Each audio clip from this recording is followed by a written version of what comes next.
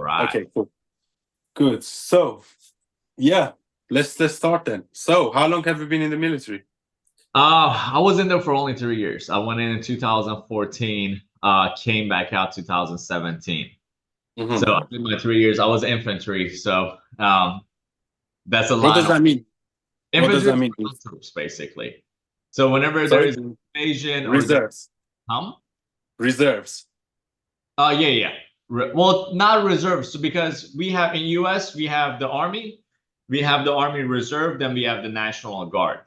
How the system is designed is both of them, all three of them are basically national military, right? But the National Guard also reports to the governor. So Hmm. it's also state at the same time as national. Then the budget for that comes from the states and then comes from the federal government at the same time. So I was in the National Guard infantry. And how did you find it? Uh, they found me. Back when I was in high school, so you know this, being from Iran, we speak Farsi. Farsi is the same as Dari in Yeah, Afghanistan. So yeah. it was a hot skill to have back when I was in high school. Then I wanted to join the military. All my friends joined the Marines. Then I decided my senior year of high school, I wanted to go flip properties, and I bought a condo, flipped that, made a few Mhm. $1,000s. Then before I knew it, I was doing that full time. So did that till I was around 26, 27. Then I was like, this is the time. If I don't do it now, I'm just gonna get older and older, and I'm not gonna end up doing it. So at that point, I was like, okay, done a lot of stuff in my life. Haven't done the military. Let me go try that and see how that is. At the same time, everything that me and my family have, this country gave us, right? So it was my way of paying back to society that gave me everything I got. Yeah. And are you from Tehran? No, by Caspian Sea, there's a small town named Liamshire. The former name was Shahi, right up the Okay. coast, So 15 minutes from the beach. That's where I grew up. How about yourself? I'm from Tehran. Yeah. Iran. You said you were Yeah. there till what, 14? 30. 30. But I have mixes in me, so I have a little bit of Turkish and also a little bit of Pakistani. There you go. From so my granddad was from Pakistan and my other grandma was from Turkey, but mostly Iranian, yeah, from Tehran. If you count at, because I did the ancestry test, right? And Yeah, I think that region is like everybody got invaded by everybody so many times that yeah, nobody's like full-blooded anything anymore. We all are mutts at the end of the day. I did yeah, the yeah, ancestry and I had 3% Turk in me, yeah. 97% Persian, it said, as accurate as those things can be, I guess. Right, right. So I've actually done it. I've done the ancestry, and I'm waiting for my results to come back. So I've done it like 2 weeks ago. It should come in within the next week. I'm really curious. Me and my girlfriend both done it, so There I you want to go. see. I want to Look see. forward to. Yeah. So, you just told me, you were just telling me when we were chatting, you started this, what, 4 weeks ago, you said? I started this back in September of last year and I was always like very interested in content making. Like when I was 19 years old, a couple of my videos went viral back then, but it was like really um pranky kind of vibes, like pranking people in the streets. But this is like 10 years ago.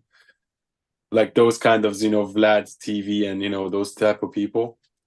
And it's something that I always wanted to do. And I actually done a bit of acting as well. So I've been seen on TV, I've been on MTV, I've been on like some very small roles here and there. You can see me in some Hollywood films. But then I came to the realization that I don't really want to do acting, but I want to be involved in media because I'm not a great liar. Let's just put it that way. So I would rather be myself and, and I also studied politics. So I was like, okay, I'm going to take my background in politics and my background in media, and I'm going to fuse them together.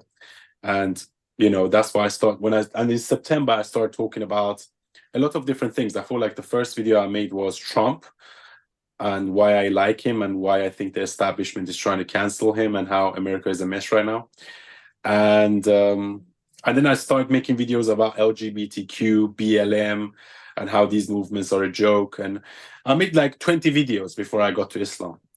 And one of my videos was basically about this bunch of people that were screaming Sharia in the UK. And I just filmed myself, and it was probably the video that I put the least amount of effort to, because usually I used to write scripts for my videos and record for like 15 minutes long and like do like 10 takes to make sure it's perfect. But then I end up just doing this in one take, and I uploaded it, and originally it was okay, like, but then I wake up, I was seeing like hundreds of thousands of views, and I was like, wow, it went viral overnight. And then within 3 or 4 days, you already hit like 4.4 million. And there was like few people that, and then there were people sharing my videos all over on LinkedIn, on YouTube Shorts, on Facebook, and I couldn't keep track, and I think like another 10 accounts just took my video and just remixed it, right? And then I was like, okay, now I have to write the algorithm. And I just kept doing video after video after video every single day, every single day, every single day. And yeah, like now I'm getting like hundreds of thousands of views, sometimes millions of views. But yeah, and I'm just trying to write the algorithm. And but obviously, I don't want to keep speaking about Islam, because I think I spoke about it enough now. I said what I had to say. So now I'm trying to do like a smooth transition into maybe American politics, maybe the military, or whatever you want to talk about. So It's amazing sometimes when your heart is in something and you said you spend the least amount of time making that video. So it was like, I yeah, watched it and you can tell that it's genuine knowledge yeah. and genuine views. It's not shaped or molded by any group and you're not trying to please anybody. You were just yourself, and people reward authenticity, I guess. Mhm. It's amazing, man. But okay, so I'm sure with you talked about the views, you talked about how much it took off. I'm sure the topic that you spoke about, there was a lot of backlash, there was a lot of mean messages that came along with it. Am I correct? A few, but to be honest, 99% were supportive. So I'm willing to put that 99% up against those 1%. And those 1% are just people that get emotional, that think I'm insulting Islam. But I'm not necessarily insulting Islam. I'm just basically exposing what it says in the Quran and in the Hadiths and their culture. So I'm not saying anything that should be offensive. It's just basic knowledge. But obviously, because I'm exposing it, they're getting angry, right? And at the same time, it showed me that so many people think the same as me, but no one is willing to say anything about this particular subject. And I think if you read the comments or if you see the amounts of likes, you see like, oh my God, so many people think like me. And there's so many people, they don't like the fact that Islam is so prevalent in the West now. And there's so many people, Islamists in the West, and so many, people asking for Sharia law. And I have no problems with Muslims, okay? And if you're an open-minded Muslim, if you're a Muslim that you're just a Muslim for yourself, that's fine. But once you start mixing your religion with politics and you start like acting it out onto society, then that becomes a problem. You know, separation of church and state, it says in your amendment in the US, right? And we have the same principle here. But because Islam is a very militant religion, meaning that it says in the Quran and it says in the Hadiths, it's like Muslims have a responsibility to spread Islam, and they shouldn't rest until the whole world is Islamized. So this is what we're up against. It's very similar to the Cold War, where communism wanted to spread all over the world and the US had to stop it in many ways. We have this responsibility to stop it now. And I think like people from our background, because we come from a Muslim country, when we say something about it, our words have a lot more weight than when someone like that's white says it. They're like, oh, you were never a Muslim. You don't understand the religion. Shut up. You don't know what you're talking about. When we say it, they're like, wow. But this is the thing. I make videos on so many different things, like LGBTQ, of why I think it's become a joke, the LGBTQ movement, BLM, why it's a scam, and why the whole identity politics thing that's happening now. But that's the one that took off, you know? So people say to me like, oh, why you spreading hate towards Islam? And I was like, dude, that was like my 20th video. I made like 19 other videos about other subjects, and none of them had to do with Islam, you know? But yeah, I just think like we're in a very critical point in society. I feel like we can go either very wrong or very right. And I think we need to stand up and speak up, because for so long now we had the mob from the left and the cancel culture that comes with it, whether it is, extreme feminism, extreme LGBTQ, extreme Islamist, and no one can say anything about these issues without getting cancelled or shadow banned. And that's the thing I really aim to do, is to reverse this notion that we as a society can't speak about certain issues without being labeled bigoted. And I think that fundamentally is the opposite of freedom of speech, you see? And now we have a cancel culture, and it's only a matter of time.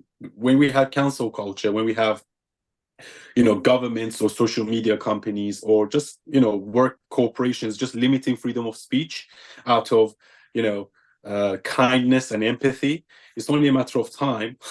It's only a matter of time before we have a dictatorship. And I think that's happened in history many times. The first thing that dictators take away is people's freedom of speech. You see, and I think freedom of speech is very important in a thriving society. That is the foundation, especially in America. Freedom of speech is the First Amendment in the Constitution.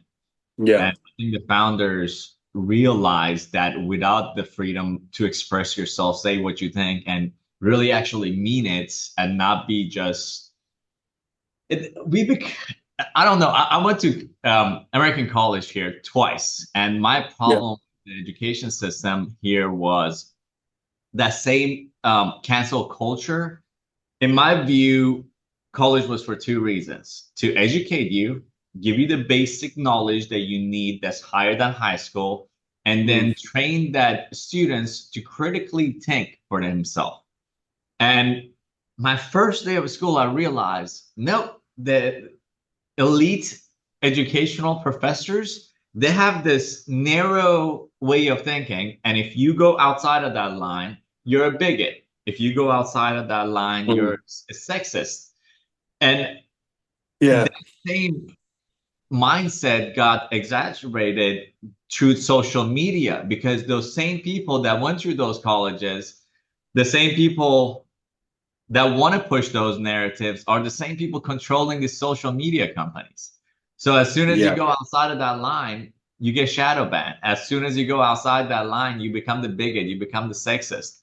I don't know how the education system is in UK. I hope it's better than what we got here. No, the education system is the same, because I feel like universities have become an indoctrination camp. They're not education institutions anymore.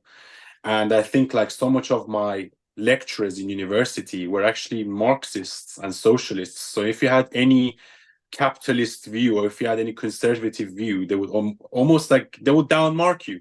Let me just put it that way. They wouldn't give you the marks that you need. So that's not really, freedom of thought and analytical thinking, if the universities are literally teaching communism and Marxism. And I think the whole education system is broken because, the Rockefeller family are the ones that started the education system. And the education system was to breed a generation of workers and not thinkers. And those workers end up working for the thinkers. So those workers, it's an indoctrination. So you're just taught to learn something the way you're supposed to learn it, and not have the critical thinking, right? So you're like a machine. They teach you certain things, they program you in a certain way, and you're just supposed to relay that. Whereas a free thinker has his own view of the world, and that's the thing. I made a video about it, like on TikTok. Maybe I should make another one about it, of why I think the education system is broken. And it's exactly that, because the institutions have become an indoctrination institutions. They don't really care about educating people. They just want to produce workers and not thinkers. And I think this is a huge problem. And when you have, lecturers in universities and they're all Marxists and socialists. Like when I came out of university, I was a socialist, and it's because I was brainwashed by my lecturers. And then when I started working in the economy, I became more and more conservative and more capitalist. And it just shows you that how brainwashed these institutions are. And these are elite institutions, because I went to London School of Economics. And we all know what happened to Harvard recently, and, the Ivy School with the whole Palestine-Israel protest where the president of Harvard couldn't say, "Oh, that's if you call for the genocide of Israel," as you say, that's not anti-Semitic, and it just shows you how these institutions have become corrupt, and these institutions, the universities used to have the monopoly over information and over education now, right? But now, because of the internet, they don't have that monopoly anymore, because pretty much all the information that you would need is available for free online, right? So I think they just become indoctrination camps. And it's just funny that people spend all this money to go to university for them just to get brainwashed, in many ways. And all of that is done through the tax dollars that us Americans pay. Fortunately for you, you live in UK, so you don't have to deal with that BS. Yeah. But completely, I mean, if you look at the politics of things, you see how much China has its hand in American education system. It's a bit scary, like that nobody raised the red flag. Why a communist China is spending so much dollars in American universities? I'm pretty sure it's the same out there in UK and the rest of the Europe. They wanted that back in the day when I was growing up, they used to tell me that like, hey, if you're under 25 and you're a conservative, you have no heart. But if you're over 25 and you're not a conservative, you have no brain. And the reason for Yeah. that, like when you're younger, you don't understand the whole how the real world functions. And when you get older, you get to the real world, like you said, then you realize, yeah, taxes matter, policies matter because you're about to have children and whatnot, and you want to make sure that your children are raised in a world that's sane and they can tell the difference between a man and a woman, and there's not 80 other genders that come out of thin air that you have to raise your child in. Yeah. It's a sad reality of our time. But we got technology, right? So it's my job and your job to inform the world of what the truth is, even though if you have to Yeah. risk. And I also always think, like, where does this mentality come from? Because it's so prevalent, and I don't know if it comes from universities or it comes from society in general. And what is their overall plan? Well, why are they trying to do this? And I think maybe there is some parts of Chinese communist agenda in this. They just want people in the West to fight amongst themselves and confuse society so they can divide and conquer, basically. And maybe it's part of their super plan. I don't know. But I just feel like critical thinking and common sense is so scarce in this day and age, and we have people that always try to virtue signal, and everyone, people having opinions about how the capitalist system is evil and how we live in a patriarchy. I was just speaking to a guy about this, and he was saying, oh yes, the West is a patriarchal capitalist society. And I was thinking, first of all, that's just such a naive way to look at history, to say, oh, the history of humankind is just a patriarchy where men dominated women. No, men had to go to war because women stayed back to have children. Men had to build the world. So, genders, because of their biology, had to assume different roles, right? And it's biology that comes first and social engineering that comes after that. So social engineering is based on biology and not the other way around. And all these things. And I just feel like people are just angry. And I think fundamentally that's what it comes down to. People are just angry and confused. And they all want to point their blame either at the patriarchy, or they want to point it towards, oh, we want to have unlimited different sexes because we want to have different genders. And they're not choosing their enemies wisely. And I think there's a mass confusion in society now where no one really knows who the enemy is. And they're just pointing fingers. And, Donald Trump was the enemy, for example, or COVID-19, or anything along those lines. So I feel like the society is confused. And I think the mainstream media and the education system and everything has a hand in it. And I think our job is to basically make everything clear, or make everything how it's meant to be looked at, instead of the brainwashing that people experience. See, you're wearing that hoodie and that third eye on your hoodie. Yeah. As we were talking about this, it got me to think the society is confused because they try to confuse us, and they still are doing. Like you mentioned, hold on one second. I'm getting a thing on for unlimited. Meeting upgrade Zoom. All right. Let me upgrade the Zoom. Sorry. Mhm. It's making me do it again on the computer. So I don't know where it went. Oh, is our 40 minutes coming to It's an end? 30 minutes, but okay, remaining upgrade to Pro. Hold on 1 second. Just tell me to upgrade to Pro. I've done it on my phone.